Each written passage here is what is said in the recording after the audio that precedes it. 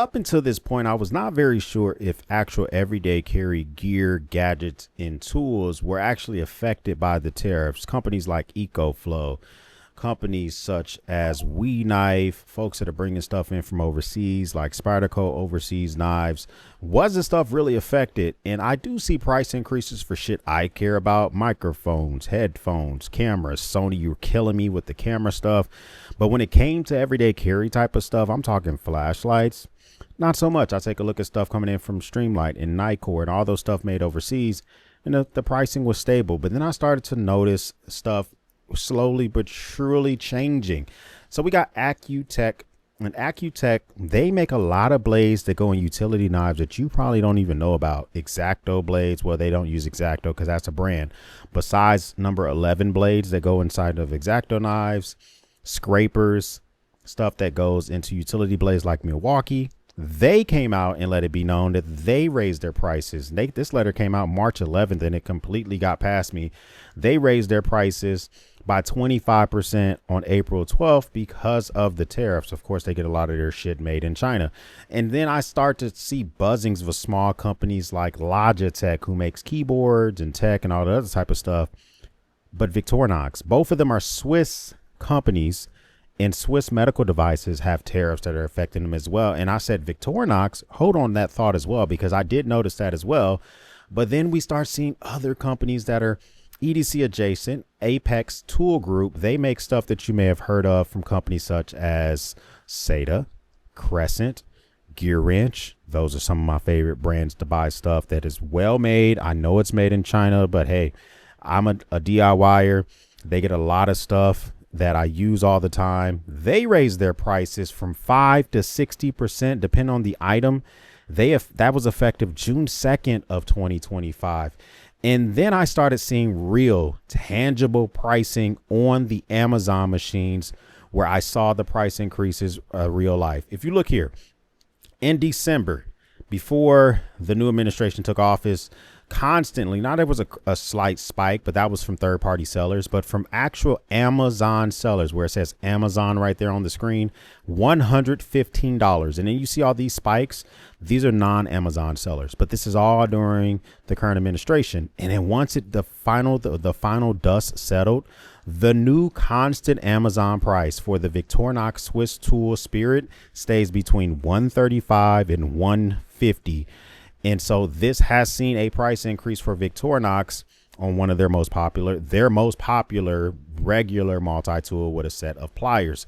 Then I started looking like, well, what other Victorinox stuff may be affected as well?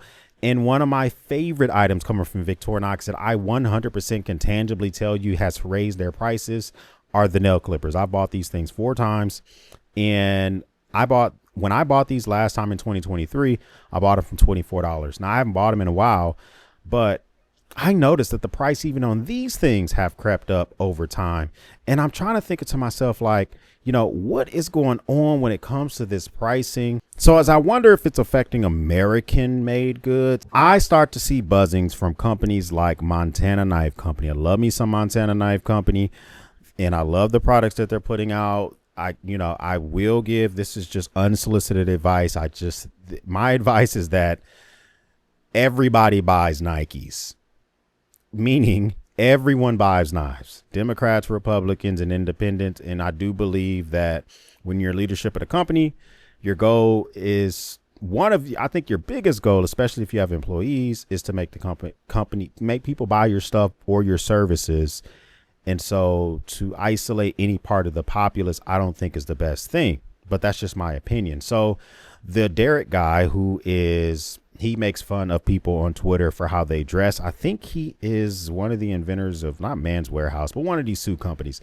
He posted Josh Smith, one of the owners and the founders of Montana Knife Company. He posted this video and initially in March, and this is what we got. All right, so I hear that Amazon is going to put a number next to the price of a product on their website to designate how much the tariff is. Now, that was something that was rumored that Amazon was going to do. This video is older. I think he posted this initially April 30th. Amazon, I guess this was rumored in beta or something, but they didn't end up doing it. But more to come. Of whatever you're buying on their website. At Montana Knife Company, we're going to do the same thing. We're going to put a number next to the price as well.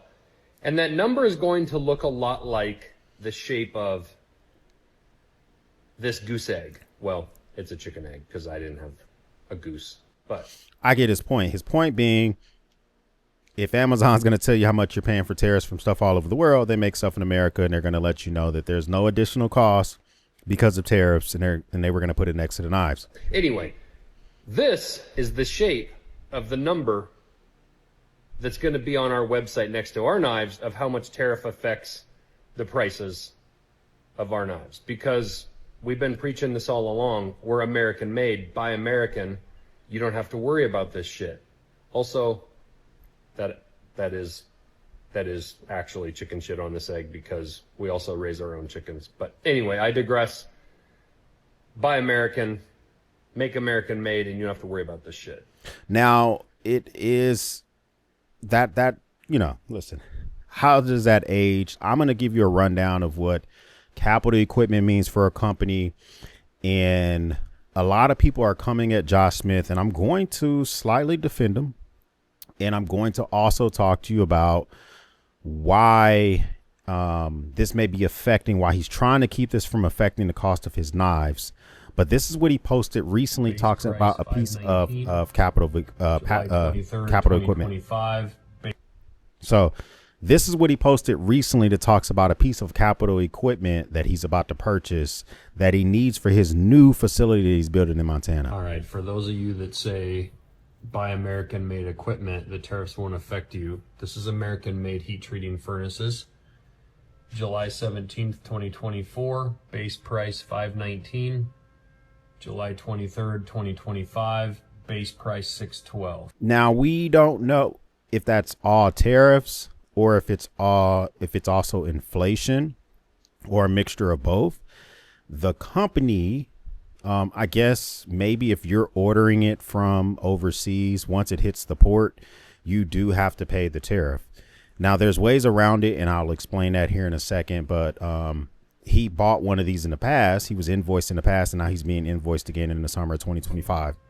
The thermocouple interface upgrade, $14,900, $16,700. The loader, $10,200. The loader, $11,400. Two 1,000 gallon tanks, gas backup reservoirs, $39,400, $44,300. Spare parts kit, same stuff, $18,100, $20,400. So this is my point, and this is what I'm getting at. We're trying to build American manufacturing. This is American made equipment, 100% made in America. This stuff has an effect. Again, I'm questioning, why is the cost of equipment to manufacture in America going up that drastically in 1 year? I'm not hating on the Trump administration. Again, I'm trying to point out that their policies need some adjustments. We should be focusing on finished goods coming in from overseas. We shouldn't be making the cost to buy equipment made in America for American manufacturers go up by this amount of money. $100,000 on the base price in 1 year. So to be fair, the Epson Titan H2 12 bar vacuum furnace is an American made product. Now, unless Epson gives Josh Smith a tour, he wouldn't know the total makeup of what they import, right? So let's just say they import special tooling so that they can make the furnace here if they're importing any components of it, and then they have to incorporate that. We do know that worldwide the cost of steel went up because of tariffs, and Americans still raise their prices because they want to. I mean, why not? I mean, like if you're steel, let's just say the cost of steel from Brazil and from China goes up to such and such amount per linear square feet, you may decide, hey, I mean, why are we selling it cheaper when we can sell it for more? So the cost of steel has gone up everywhere. The type of tooling, any type of tooling that goes into the makeup of that could be affecting that. This is what he said recently on the Cleared Hot podcast, and also talking about tariffs. Well, it's not that much more money, but the uncertainty really is an issue. And actually we're in this with this grinder, right? So if we ordered this grinder and it's a 37, or let's say we think it's about to go to a 50% tariff, we order it, and 2 months later Trump says, oh, these guys in Germany are our best friends now. We're back to 5% tariff. Well, we just blew 33 extra percent or 32 extra percent on tariffs that we didn't need to blow just because they're going back and forth, you know, like a pendulum. Now, to be fair, Josh, that is true, but the tariff hits, well, you pay the tariff when it hits our shore. So if you bought it 2 months I'm assuming these things, maybe they're made to order. I don't think they're sitting around a warehouse. So it may take that long to manufacture it. Then they got to put it on a ship and bring it here. By the time it hits the port, and if there is that much change, then you would pay the new 5% tariff, right? Also, and this is from me importing stuff in the past. Also, if you can't afford the tariff as it stands, there are policies, there are things in place where you can warehouse goods, you can pay a warehouse fee, and you're kind of just like waiting around for the best tariff. So it's not the thing you may want to do, but that does exist as well, where you warehouse a good while you're waiting for tariff prices to stabilize. Another thing that you can do is once you have that tariff price, you could try to negotiate with the manufacturer to eat some of the costs of the tariff. So if you're buying a piece of capital equipment from them for $500,000, it has a tariff of 20%. You're like, hey, listen, we're going to have to pay a $100,000 tariff. Would you be willing to eat 20,000? We pay 80,000. Would you eat 30,000 and we pay 70,000? We're going to buy another one from you in the future. And they may reduce the cost of the good by that amount, or, you know, however y'all work that out, where they eat some of the tariff. That's one way. And then finally, you could eat the tariff and just pay it, or you can pass that cost to your customers, or you can just not order it at all. So it is a lot of options when you're ordering big pieces of capital equipment like that. But that's what Josh Smith was trying to do. He's trying to order capital equipment. A capital equipment is large scale equipment that you buy maybe once in a lifetime, maybe once every 20 years, and it will cost you hundreds, if not millions of dollars to put into your warehouse. And it is designed to be used across multiple aspects. Maybe you initially bought it to lay the pin, to create a pin, and then you're able to start making knives, and you start making folders, and next thing you make scissors, and you do all sorts of stuff with that one piece of capital equipment. You can spread the overhead over it. There's so many things why you invest in capital equipment, but that investment is no joke. And so then it makes you go, well, let's just wait, because, you know, it's Trump. He's going to, you know, in 6 months, these guys are going to be best friends. He's going to have it solved. So we're not going to spend the money. Okay, well, that now means we're not going to spend that money. We're going to wait. We're not going to hire those jobs. We're also not going to be able to produce those knives. We're not going to need those sheaths that we buy from Idaho. He's wearing a smartwatch. I just noticed that. Josh, holla at me, man. I got to get you an analog watch. You're so outdoorsy and survival mindset. We got to get you in an analog watch. So if you get lost in those backwoods of Montana, it can help you survive better than a dead smartwatch. Oh, that are made down there from all those people. So it does have a major downstream effect. And my point with manufacturing equipment and with these tariffs, let's just assume tariffs are a great idea and we should do them. I don't understand why Trump's policies would create conditions that make it harder to build American manufacturing. Now, in my opinion, I believe that, this is just my opinion, without specifically getting too politicky, the president he's been big on tariffs for 40 years. I believe because of how he's been implementing tariffs lately, like he slapped tariffs on Brazil because they're prosecuting the former president. What does that have to do with a trade deficit? I kind of believe that tariffs are kind of like a mafia type of feel. You got to come to me, you got to kiss the ring, and then we'll talk about these tariffs. I think that's how I feel, because a lot of manufacturers cannot spin up a warehouse, hire people within the amount of time before these tariffs are implemented. So they either don't make the product anymore, or they just increase prices for customers. now, again, with Nuance, the laser cutting machine is made in America. I can also buy it from Taiwan. Okay. Now there's a great argument for punishing me for buying that machine from Taiwan. Which one's cheaper? The one from Taiwan. Really? Even with shipping? Yep. We are buying the one from Made in America. We're buying an IPG cube laser. So Does it sound like a bald eagle when you turn it on? Is that the difference? maybe I'll put a speaker on it. Oh, God. Bald eagle. Really? Is it a red-tailed hawk has a cool... Come on. She worked up just so people know. I'm just saying. How American are we? that we need to open an investigation. When I, you know, people who when I put a post up like that, or when I bitch like this, and I'm bitching straight at the Trump administration about this, like, what the fuck are you guys doing? This is stupid. And so he kind of sort of was making his post to say, I think his post was to say, why are you putting a tariff on an unfinished good? It should be on a finished good. That's how I understood his post to be.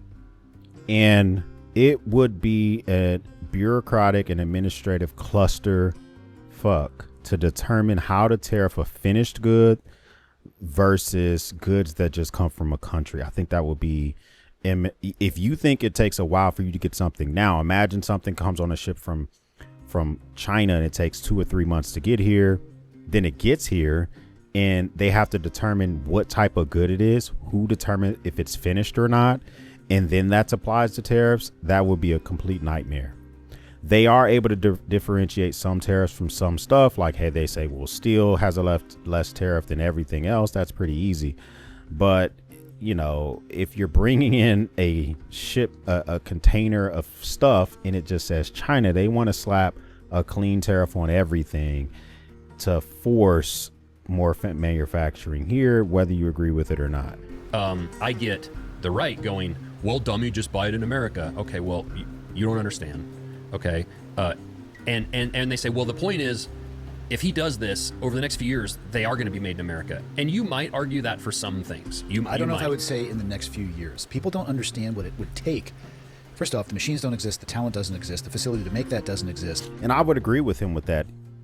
Listen, we have to, I work heavy in contracts. I work heavy in the Buy American Act. I've been doing this for nearly 20 years. Next year will make 20 years for me doing this type of work.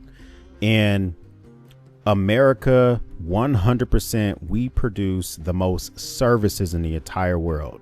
Consulting services, advice, all that type of, we sell services huge around the world. So we import a lot of stuff because the world is global now. Communication is global. Things move faster. We have outsourced just work that Americans don't want to do or don't need to do. And now those Americans that would normally be in a manufacturing plant have now gained a skill set in services. So we may not have the expertise, the know-how, the machining, or the will to do this type of stuff. That's why we're importing it. You need to get all of those things, train them, and start, like, we're talking probably closer to a decade. Well, so I want to dive into that on the material side, because with tariffs, there's 3 things. There's a finished good, there's the materials to make a finished good, and there's the equipment used to use the materials to make the finished good, right? There's 3 parts of tariffs that I believe that's where the nuance should come in. That's so hard, Josh. I have a buddy who imports bottles for his hot sauce. And I have another buddy who imports stuff for toys that he makes. And technically the bottles that he's imported are finished, but in his eyes, they're not. They don't have the hot sauce in them yet. He makes the hot sauce in America. They don't have the labels on them yet. The labels are made in America. The caps, he gets those customized here in America. The box is done here. So it's not a finished product, but the bottle is done. Is it done or isn't it done? That's what I mean by, like, who determines what is finished? And I think we are in phase 1 of bringing American manufacturing back. So in phase 1, it's finished goods. Like, that's to me where they should be targeting. And then if you want to have some arguments about, like, hey, this finished good is not available in America, and we don't want to tax essentially the citizens too much, we're gonna put a lower tariff on it, and we're gonna start to ramp that up over the next 3 years, because by the end of 3 years, that finished good should be made in America. But what if the companies don't want to invest in that finished good? So by that example, let's just say we really want to force companies to begin to make sanitizer bottles here in America. It should be made in America, et cetera, et cetera, et cetera. Sanitizer is made here in the States, but the bottles are made somewhere else. So we're going to say, we're going to slap a tariff of 5% on that bottle. And in 3 years, if you don't have plants standing up, the tariff is going to be 78%, 75%. What if there's no companies interested in making sanitizer bottles here in the States? They may just say, screw it, we're just going to raise our prices of the bottles by 75%. In 3 years, customers will pay 75% more for a bottle of sanitizer. Or they may get out of the business altogether. They may say, why should we invest in a building, in the tooling, in the know-how, in the learning, in the return on investment, and try to make the learning curve go down, and Why should we invest in that when the costs are going to be higher anyway? Because the 5% you're paying now, in 2.5 years, if we stand up a warehouse, in theory, it's going to cost you 35% more because of how much it cost here. So yeah, you're not paying 75%. It just gets complicated. If okay, we do it right, and the government could even invest some money into that. And I have an example of that. Investing money in it for the government could be done, but we're not built like the Saudis or the Emiratis or whatever, where they gather money from rich people and they invest in different stuff. We do. Some local municipalities do that. Some people do that with their pensions, federal employees. Some folks do that with their pensions and state employees and stuff like that. But the government overall doesn't have a long history in extended investment in small areas of manufacturing. We've done projects and things that will help, but just to like pick different industries, let's just say, for instance, we want to tariff Canada 200% on dairy, on milk or whatever, because we really want Americans buying milk from our cows and not from Canadian cows and blah, blah, blah, blah, blah. So what are we investing in? The farms, the cows, the farmers? Like, what do we, it's so hard sometimes to do that. But what I get on the right and left is I get the guy who's saying, well, yeah, dummy, just buy whatever. Or I get the guy on the left that's like, well, you got what you wished for. You were a Trump supporter. The classic statement. Right. This is what you voted for. And I'm saying in the middle here, I'm trying to actually solve the problem of bringing American manufacturing back. On the material side, let's talk about that if you don't mind for a second. So when tariffs first came out, I even made kind of a funny post where I'm like, I kind of announced like we're going to need to raise prices, blah, blah, blah, blah, blah, with all these tariffs on all this materials. And then, my guy interrupts me in the background and he's like, hey, we don't get anything overseas. I'm like, oh, never mind. We're good. Right? Carry on. We're not raising prices. Thank you for your attention to this matter.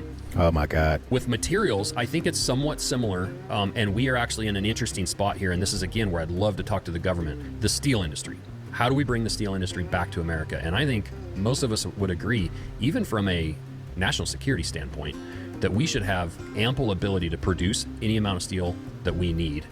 And maybe it's not all of it, but we should be producing steel, not losing steel industry jobs. And you look at what it's done to... Well, I will say, from the national security perspective, the defense contractors, the Raytheons, the Boeings, the L3 Harrises, the Blue Origins, they have Buy American Act, traceability apart Act stuff they already have to follow when it comes to steel. So the national security argument kind of falls on deaf ears because that already exists.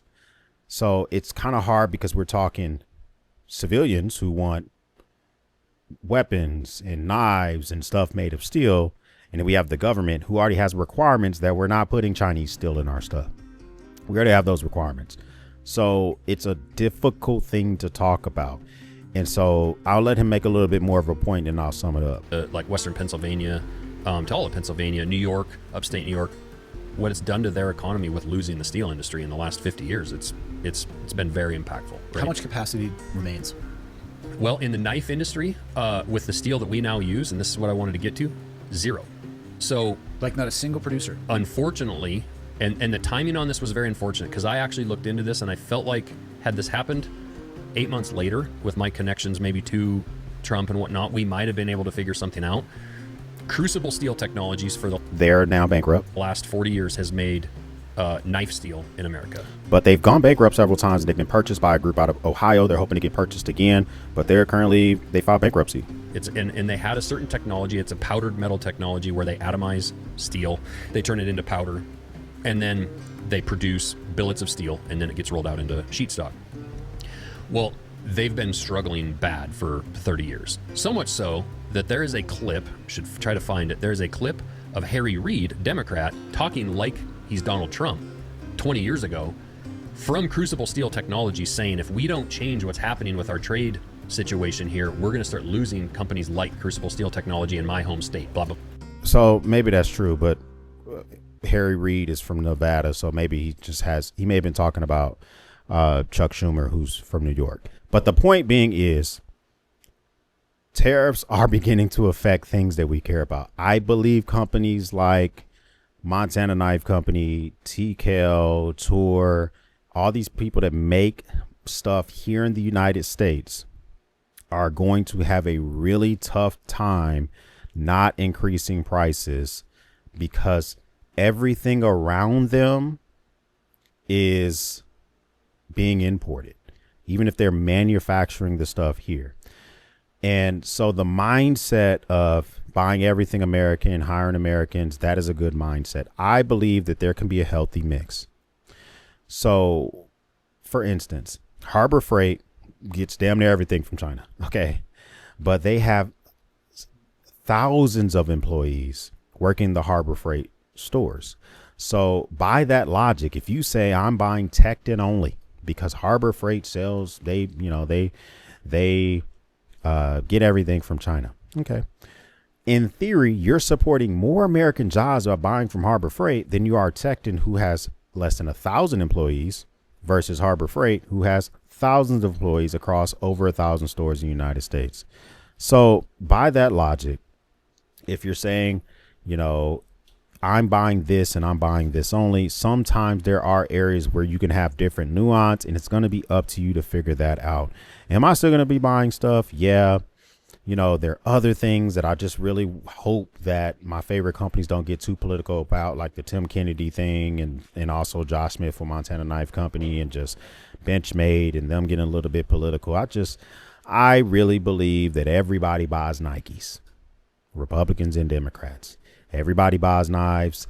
And if and when you get to the point where a certain part of the sector doesn't want to buy something from you because of leadership, it can be harmful to the people that you love and employ. And I think that that's something we got to think about. But comment down below. Have you noticed any type of tariff pricing affecting some of the stuff that you get? Have you noticed any other companies that I haven't identified here? I would love to know what your comments down below. First time stopping by, hit the subscribe button. I would love to have you part of the battalion. If this is not your first time stopping by, well, thank you once again for watching me run my grape. For everyone else, we'll speak soon.